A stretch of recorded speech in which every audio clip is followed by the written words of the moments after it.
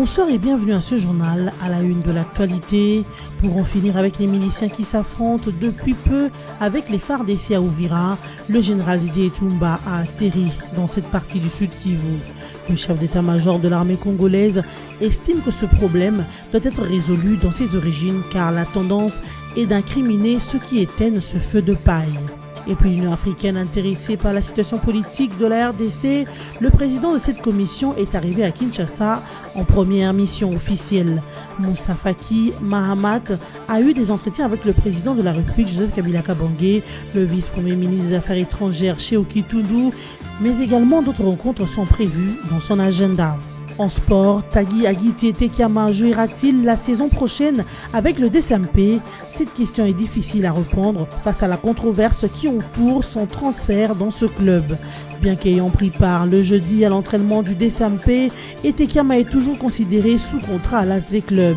Le secrétaire général de ce dernier persiste et signe Tekiama est intransférable car son contrat va jusqu'en janvier 2018 au sein de l'ASVITA Club. Le président de la République démocratique du Congo, Joseph Kabila Kabange, a tenu ce vendredi 29 septembre un conseil des ministres à l'hôtel du gouvernement.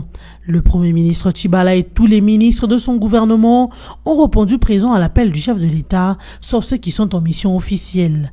Rien n'a filtré de cette rencontre du président Joseph Kabila et le gouvernement Tshibala, mais l'on croit savoir que ce conseil a tourné autour des questions politiques, économiques et sociales en République démocratique du Congo. Un compte rendu officiel sera donné dans les heures qui suivent.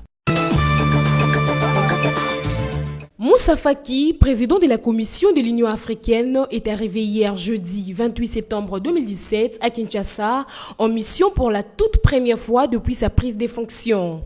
Le président de la Commission de l'Union africaine a rencontré le chef de l'État, Joseph Kabila Kabange, mais aussi les patrons de la diplomatie congolaise, Léonard Sheoki Tundu. Plusieurs autres rencontres sont prévues, notamment avec les acteurs politiques congolais, tant de l'opposition que de la majorité. La question électorale sera sans doute au cœur de leurs échanges. Avec le chef de l'État congolais, ils ont échangé sur la position de l'Union africaine face à la crise sociopolitique congolaise. Moussa Faki a été accompagné d'une forte délégation composée principalement de la commissaire aux affaires politiques Minat Sessouma Samat et du commissaire paix et sécurité Cherguey. Le programme du président de la Commission de l'Union africaine prévoit une conférence de presse ce samedi 30 septembre à 9h précise à l'hôtel Kempinski à Kinshasa. Au cours de cette conférence de presse, Moussa Faki donnera certes les grandes lignes de ses entretiens à Kinshasa. Le général Didier Etumba, chef d'état-major de l'armée congolaise, est arrivé dans l'après-midi du jeudi 28 septembre 2017 à Uvira au Sud Kivu en passant par Goma. Le but de son arrivée est d'en finir définitivement avec les miliciens qui s'affrontent depuis quelque temps dans ce coin du pays avec les FARDC.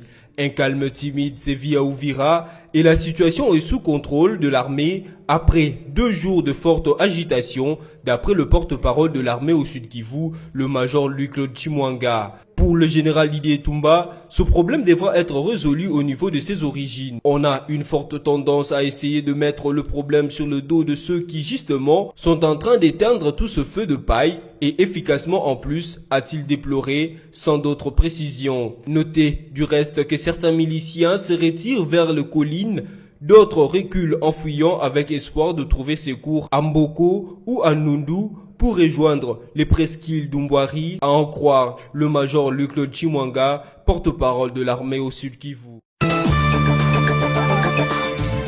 La chancelière allemande Angela Merkel a rencontré le jeudi 28 septembre 2017 à Tallinn, en Estonie, les présidents français Emmanuel Macron pour un entretien avant le dîner informel de chefs d'État et de gouvernement de l'Union européenne. Cela après le grand discours de Macron sur l'Europe et la réélection plutôt possible de Merkel.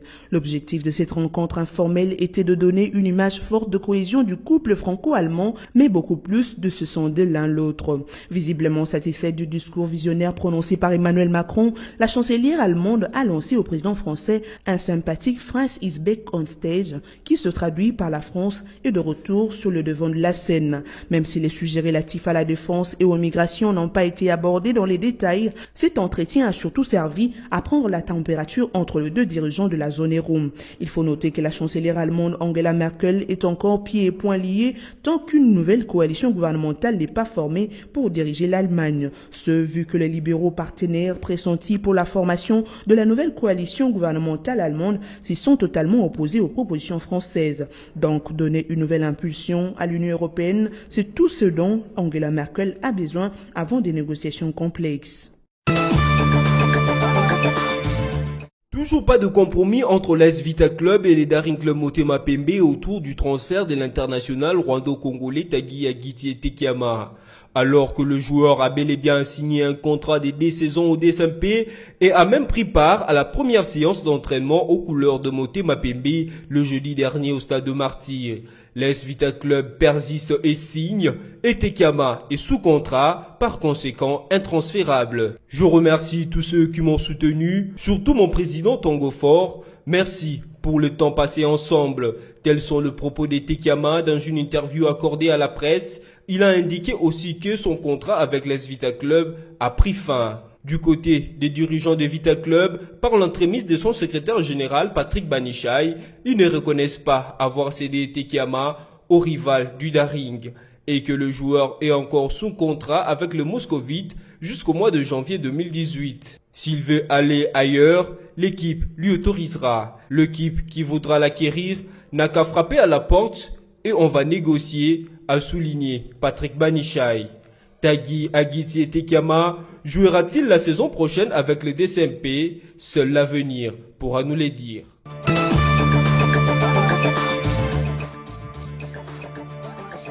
Mesdames, Messieurs, je vous rappelle les principaux titres développés ce soir. Pour en finir avec les miliciens qui s'affrontent depuis peu avec les FARDC à Uvira, le général Didier Etumba a atterri dans cette partie du Sud Kivu. Le chef d'état-major de l'armée congolaise estime que ce problème doit être résolu dans ses origines car la tendance est d'incriminer ceux qui éteignent ce feu de paille. Et puis l'Union africaine intéressée par la situation politique de la RDC, le président de cette commission est arrivé à Kinshasa en première mission officielle. Moussa Faki Mahamat a eu des entretiens avec le président de la République Joseph Kabila Kabange, le vice-premier ministre des Affaires étrangères Sheoki Toudou, mais également d'autres rencontres sont prévues dans son agenda. En sport, Tanguy Agiti Tekiama jouera-t-il la saison prochaine avec le DSMP? Cette question est difficile à répondre face à la controverse qui entoure son transfert dans ce club. Bien qu'ayant pris part le jeudi à l'entraînement du DSMP, Tekiama est toujours considéré sous contrat à l'ASV Club. Le secrétaire général de ce dernier persiste et signe Tekiama est intransférable car son contrat va jusqu'en janvier 2018 au sein de l'AS Vita Club. Fin de ce journal. Merci de nous avoir suivis.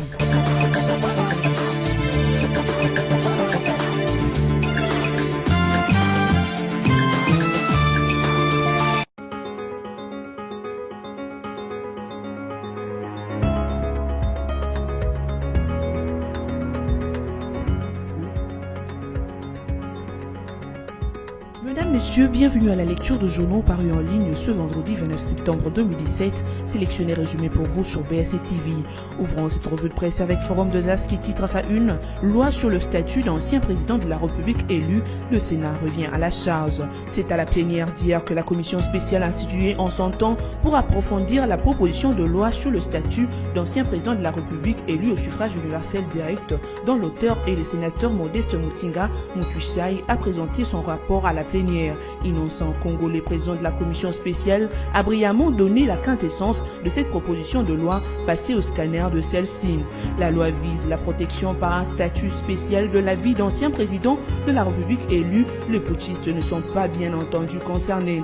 En gros, il est question d'éviter qu'un ancien président de la République élu, lui qui a occupé les plus hautes charges de l'État, puisse sombrer dans la misère à la fin de sa vie.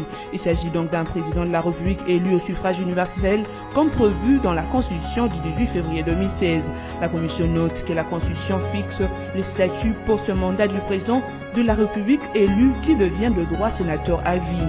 Mais la Commission estime qu'un ancien président de la République élu au suffrage universel direct ne peut pas avoir comme statut que celui exclusif de sénateur à vie. C'est incomplet et insuffisant, d'où il faut compléter ce statut par un autre conféré par une loi.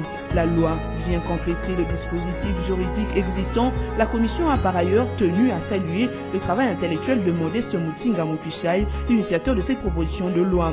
Elle a aussi loué l'apport du professeur Niabirungu qui a pris part au débat nourri pour disposer d'une loi faite sur les principes et non une loi circonstance et de conjoncture. Poursuivons cette revue de presse avec le site d'information radiocapi.net qui titre à sa manchette « Le général Etumba veut en finir définitivement avec les miliciens d'Uvira ». Le chef d'état-major général de l'armée, le général Didier Etumba, est arrivé à Bukavu jeudi 28 septembre dans l'après-midi en provenance de Kinshasa via Goma Nord Kivu. Dans un entretien qu'il a accordé à la presse, il dit se rendre à Uvira au sud Kivu pour essayer d'en finir définitivement avec les miliciens qui s'y affrontent depuis quelque temps au FARDC. Les activités ont timidement repris à Uvira et la situation est sous le contrôle de l'armée après une journée agitée. Pour le général Didier Etumba, ce problème devra être résolu au niveau de ses origines. Toujours dans la même optique, actualité.cd renchérit avant de boucler cette revue de presse en titrant « Uvira, c'est un feu de paille, nous allons l'éteindre et nous organiser pour en finir définitivement ».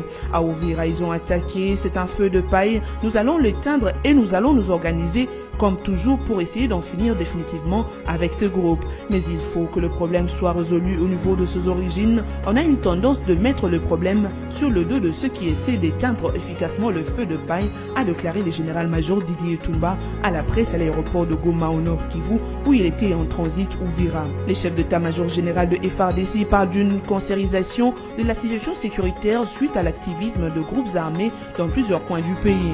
Le problème est assez important qu'il y a une espèce de cancérisation de la situation sécuritaire dans certains coins de la République que quand vous essayez d'en finir avec tel groupe, un autre repousse sous forme de métastase, cancérisation. Nous nous battons en essayant régulièrement avec efficacité contre ça, a-t-il ajouté. Le général-major Didier Etumba s'inscrit à faux contre ceux qui estiment que l'armée ne lutte pas contre les miliciens. Cette revue de presse est terminée. Merci de l'avoir suivi et bon jeu de programme sur nos antennes.